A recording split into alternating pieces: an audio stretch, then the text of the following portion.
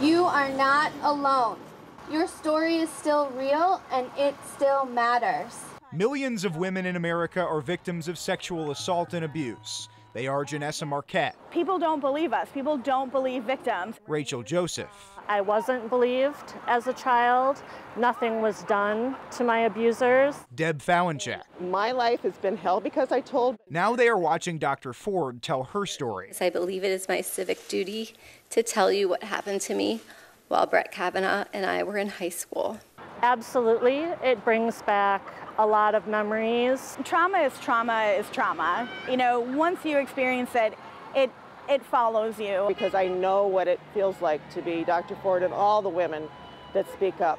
So they stood outside their senator's office and demanded elected leaders block this nomination. We will remember their votes when we cast ours in November. Brett Kavanaugh had his own message for lawmakers. I'm not questioning that Dr. Ford may have been sexually assaulted by some person in some place at some time. But I have never done this. And thus the facts I'm left with, a nice lady who has come forward to tell a hard story that's uncorroborated. Some of Kavanaugh's supporters have asked why it took so long for Ford to come forward.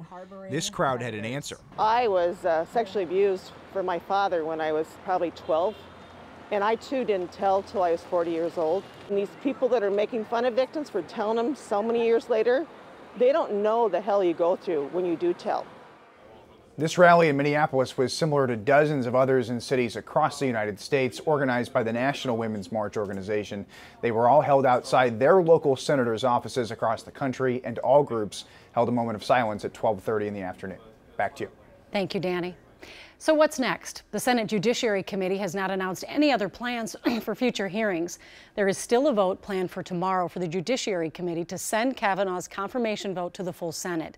The full Senate can still confirm him even without that recommendation from the committee.